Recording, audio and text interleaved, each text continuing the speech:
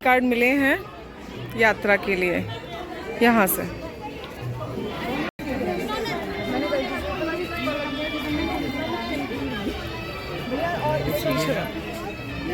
जय माता दी दोस्तों, स्वागत है आपका मेरे YouTube चैनल मोनिका भक्ति में। तो माँ वैष्णो देवी यात्रा के लिए हम आ गए हैं कटरा रेलवे स्टेशन। अभी बज रहे हैं 11 और मैंने अपनी जो यात्रा है वो दिल्ली से शुरू की थी। दिल्ली से हमारी ट्रेन ने हमें उतारा था जम्मू। जम्मू से हमने दूसरी ट्रेन ली जिसने हमें कटरा उतार दिया है। अब आगे यहाँ से बाहर निकलेंगे।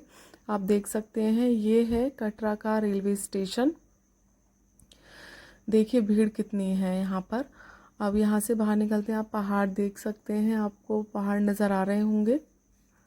ये देखिए सामने है ये त्रिकुट पर्वत, जहाँ पे आपको ये वाइट अर्धकुंवारी नज़र आ रही होगी। वैसे मन था हमारा उधर की साइड से आने का, बट वहाँ पुलिस वाले आने नहीं दे रहे हैं। ये अब यहाँ से हम जहाँ से ऑटो लेंगे वहाँ तक हमें पैदल ही जाना होगा। अभी हम रेडी हो गए हैं। ये देखिए मैंने पिंक कलर का सूट पहना है, कैसा लग रहा है।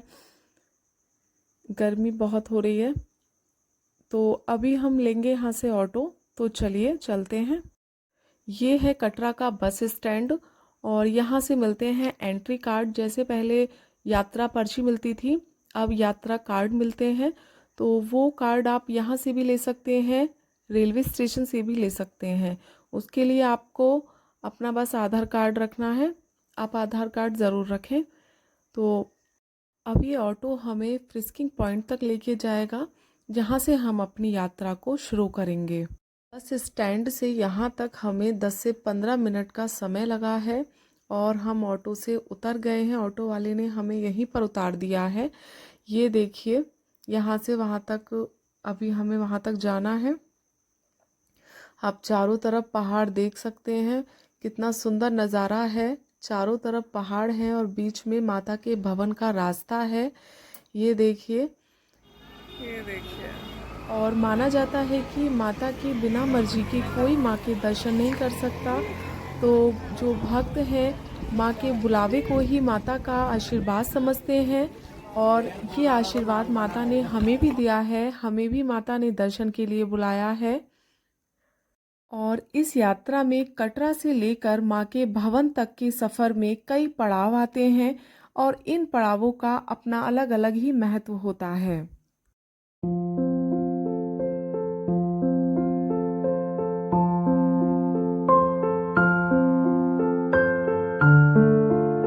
कार्ड मिले हैं यात्रा के लिए यहाँ से। हमने रजिस्ट्रेशन पहले ही करा लिया था कार्ड के लिए, तो ज़्यादा टाइम नहीं लगा। आप भी ऐसा ही करें यहाँ पे, नहीं तो आपको काफ़ी टाइम लगेगा। और यहाँ पे सामान चेक हो रहे हैं। एक लाइन यहाँ पे जेंट्स की है और एक लाइन लेडीज़ की है। ये देखिए यहाँ से हमारे सामान चेक होंगे। यहाँ ये बैग चेक हो गए हमारे और यहाँ से स्टार्ट करेंगे अपनी यात्रा। अभी बाकी लोगों का वेट कर रहे हैं। अभी कुछ के कार्ड नहीं बने हैं, कुछ के बन गए हैं और कुछ आ रहे हैं। तो सभी लोग साथ में ही चलेंगे। सभी सबका वेट कर रहे हैं।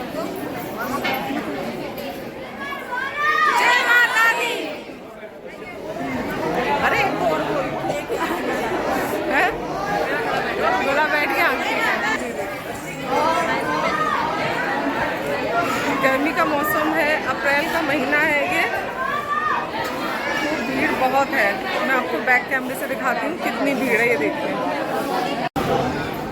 ये देखिए यहाँ पर ये घोड़े भी हैं, इस पे भी लोग जाते हैं। और यहाँ पे बच्चे जो होते हैं, बच्चों को ले जाने के लिए भी यहाँ पे सुविधा है। यहाँ पे बड़े लोग भी बैठ जाते हैं, अगर कोई नहीं चल पाए, कोई अपना सामान भी पहुँचा सकते हैं वो लोग। ये देखिए, तो आप देख सकते हैं यहाँ पे पीने का पानी है। जो श्रद्धालु प्यास लगे आप यहाँ पानी पी सकते हैं। और आपको जगह जगह ये छोटे मंदिर और ऐसी शॉप आपको आगे तक मिलेंगी। यहाँ पर ये ऊपर शेड है, इसका फ़ायदा गर्मियों में भी है और सर्दियों में भी है। आपको खुली जगह बहुत कम है, ऐसी खुली जगह पर ज़्यादातर ऊपर से कवर ही हुई है। देख सकते हैं आप।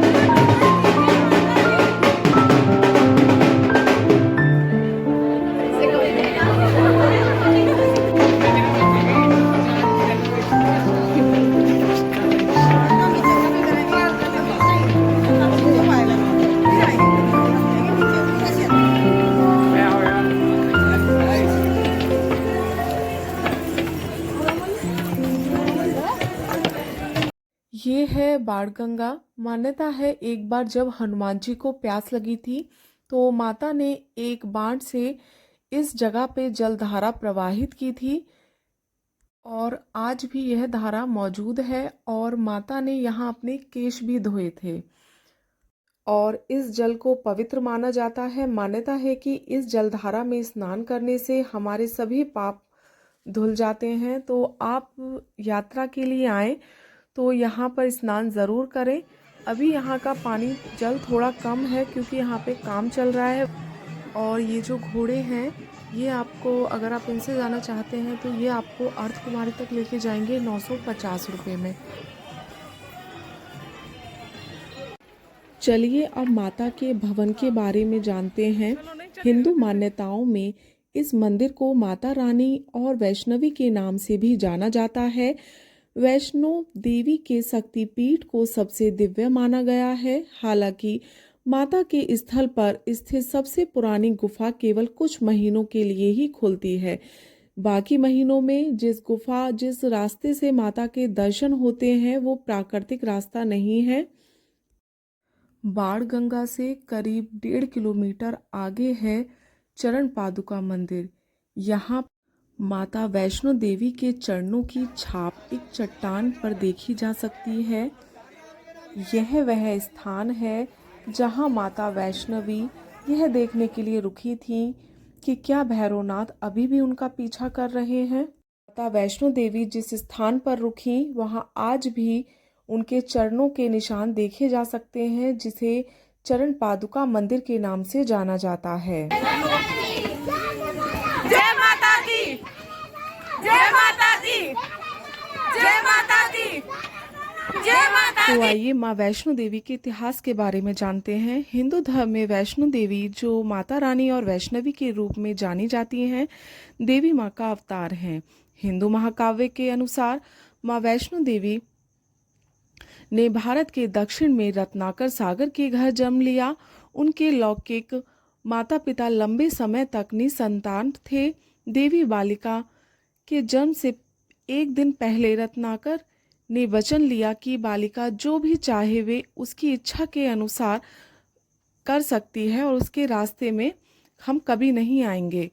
माँ वैष्णो देवी को बचपन में त्रिकुटा नाम से पुकारा जाता था। बाद में भगवान विष्णु के वंश में जन्म लेने के कारण वे वैष्णवी कहलाईं। जब त्रिकुटा 9 वर्ष की थीं, तब उन्होंने अपने पिता से समुद्र के किनारे पर तपस्या करने की अनुमति चाही। त्रिकुटा ने राम के रूप में भगवान विष्णु से प्रार्थना की। सीता की खोज करते समय श्री राम अपनी सेना के साथ समुद्र के किनारे पहुंचे। उनकी दृष्टि गहरे ध्यान में लीन इस दिव्य बालिका पर पड़ी। त्रिकुटा ने श्री राम से कहा कि उसने उन्हें अपने पति के रूप में स्वीकार किया है। श्री राम ने उन्हें बताया कि उन्होंने इस अवतार में केवल सीता के प्रति निष्ठावान रहने का वचन लिया है, लेकिन भगवान ने उन्हें आश्वासन दिया कि कलयुग में वे कल्कि के रूप में प्रकट होंगे और उनसे विवाह करेंगे। इस बीच श्री राम ने त्रिकुटा से उत्तर भारत में स्थित माणिक पहाड़ियों की त्रिकुटा श्रृंखला में अवस्थित गुफा में ध्यान में लीन रहने के लिए कहा। रावण के विरुद्ध श्री राम की विजय के लिए मां ने नवरात्र मनाने का निर्णय लिया। इसीलिए उक्त संदर्भ में लोग नवरात्र के 9 दिनों की अवधि में रामायण का पाठ करते हैं। श्री राम ने वचन दिया कि समस्त संसार द्वारा मां वैष्णो देवी की स्तुति गाई जाएगी। त्रिकुटा वैष्णो देवी के रूप में प्रसिद्ध होगी और सदा के लिए अमर हो जाएंगी। और पूरा साल लाखों श्रद्धालु मां के दर्शन के लिए आते रहते हैं। और वैसे तो माता वैष्णो देवी से जुड़ी कई कथाएं हैं, पर जो कथा सबसे अधिक प्रचलित है वो है माता के परम भक्त पंडित श्रीधर की कथा, जिनकी भक्ति से प्रसन्न होकर माता ने उनकी लाज बचाई थी। कटरा से कुछ दूरी पर स्थित हंसाली गांव में मां वैष्णवी के परम भक्त श्रीधर रहते थे। पुत्री निसंतान होने से दुखी रहते थे। एक दिन उन्होंने नवरात्रि पूजन के लिए कुंवारी कन्याओं को बुलाया। मां वैष्णो कन्या वेश में ये कटरा जाने का आ गए रास्ता है। थे। पूजन के बाद सभी कन्याएं तो चली गईं, पर मां वैष्णो देवी वहीं रहीं और श्रीधर से बोली कि सबको अपने घर भंडारे का निमंत्रण दे आओ। श्रीधर ने उस दिव्य कन्या की बात मान ली और आसपास के गांव में भंडारे का संदेश पहुंचा दिया। वहां से लौटकर आते समय गुरु गोरखनाथ और उनके शिष्य बाबा भैरवनाथ जी ने के साथ उनके दूसरे शिष्यों को भी भोजन का निमंत्रण दे दिया। भोजन का निमंत्रण पाकर सभी गांववासी अचंभित थे कि वे कौन सी कन्या है जो इतने सारे लोगों को भोजन करवाना चाहती है। इसके बाद श्रीधर के घर में अनेक गांववासी आकर भोजन के लिए जमा हुए। तब कन्या रूपी मां वैष्णो देवी ने एक विचित्र पात्र से सभी को भोजन परोसना शुरू किया। भोजन परोसते हुए जब वह कन्या भैरवनाथ के पास गई तब उसने कहा कि मैं तो खीर पूड़ी की जगह मांस खाऊंगा और मदिरा का पान करूंगा। तब कन्या रूपी मां ने उसे समझाया कि यह ब्राह्मण के यहाँ का भोजन है, इसमें मांसाहार नहीं किया जाता। किंतु भैरवनाथ ने जानबूझकर अपनी बात पर अड़ा रहा। जब भैरवनाथ ने उस कन्या को पकड़ना चाहा तब मां ने उसके कपट को जान लिया। मां वायु रूप में बदलकर त्रिकुटा पर्वत की ओर उड़ चली। भैरवनाथ भी उनके पीछे गया। इस दौरान माता ने एक गुफा में प्रवेश कर 9 माह तक तपस्या की। भैरवनाथ भी उनके पीछे वहां तक आ गया। तब एक साधु ने भैरवनाथ से कहा कि तू जिसे एक कन्या समझ रहा है वह आदि शक्ति जगदम्बा है, इसीलिए उस महाशक्ति का पीछा छोड़ दे। भैरवनाथ ने साधु की बात नहीं मानी। तब माता गुफा की दूसरी ओर से मार्ग बनाकर बाहर निकल गईं। यह गुफा आज भी अर्धकुमारी, अर्धकुवारी या आदि कुमारी या गर्भजून के नाम से प्रसिद्ध है। गुफा का आकार एक माता के गर्भ के आकार जैसा ही है। छोटी सी इस गुफा में बड़े से बड़े आकार का व्यक्ति बड़ी ही आसानी से निकल जाता है। हालांकि इस गुफा की एक और मान्यता है कि कोई भी व्यक्ति इस गुफा में केवल एक बार ही जा सकता है, क्योंकि यदि कोई शिशु अपनी मां के गर्भ से बाहर निकल जाता है तो दोबारा गर्भ में नहीं जा सकता।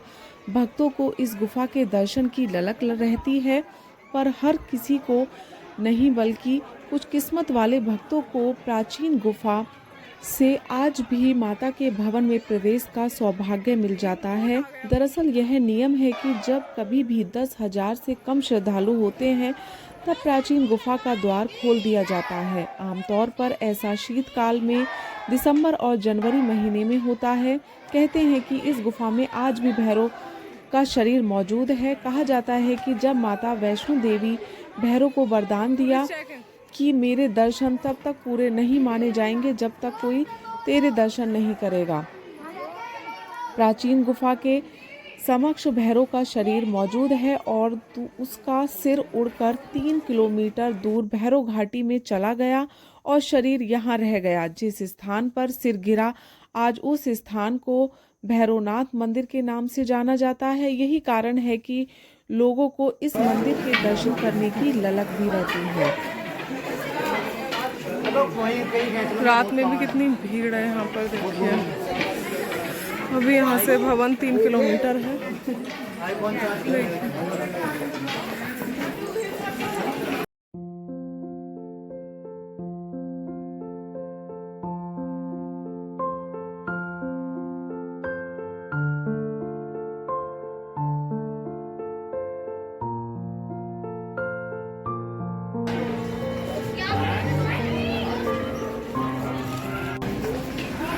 माता रानी का भवन, कितना सुंदर लग रहा है।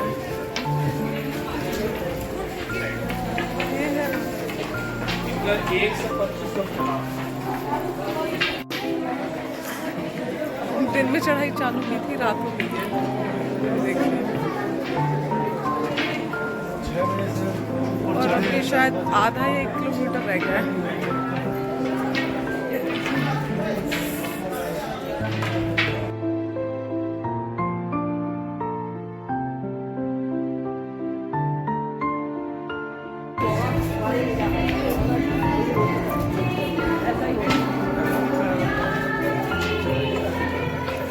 थोड़ी दूरी बचा है। पहाड़ में काला काटते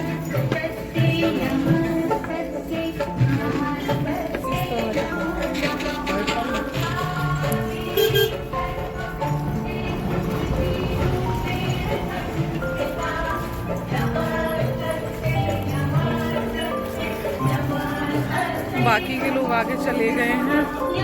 मम्मी से बहुत धीरे धीरे चला जा रहा है, उनकी वजह से मैं उनके साथ ही चल रही हूँ। बस पहुँचने वाले हैं, कुछ देर और रह गई है।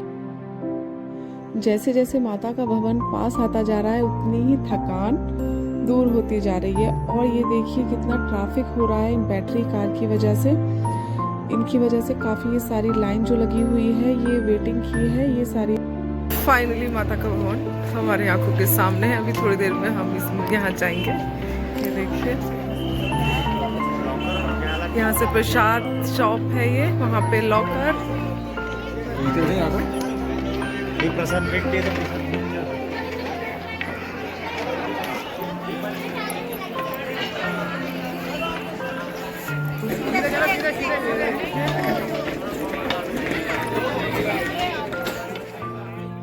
अब भवन के पास आकर इतनी ज़्यादा खुशी हो रही है, लग ही नहीं रहा कि हम इतने किलोमीटर पैदल चल के आए हैं। बस ऐसा लग रहा है बस कैसे ही जल्दी से माता के दर्शन हो। और मैं मम्मी को बुला रही हूँ क्योंकि यहाँ पर भीड़ इतनी है, अगर थोड़ा भी इधर उधर हो तो फिर कोई मिल नहीं रहा। इसलिए मैंने मम्मी से कह रही हूँ कि साथ में ही रहो बिल्कुल। ये है बाह भवन का और ये है भैरव बाबू का रास्ता। पहले हम जाएंगे भवन की तरफ। यहाँ सीधे चलो, ये जय माँ वैष्णो।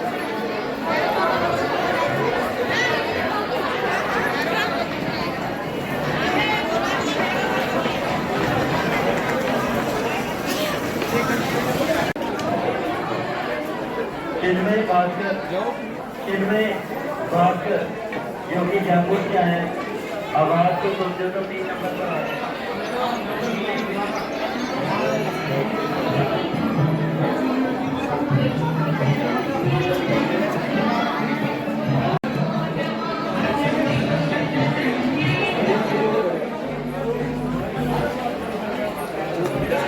हिमांशी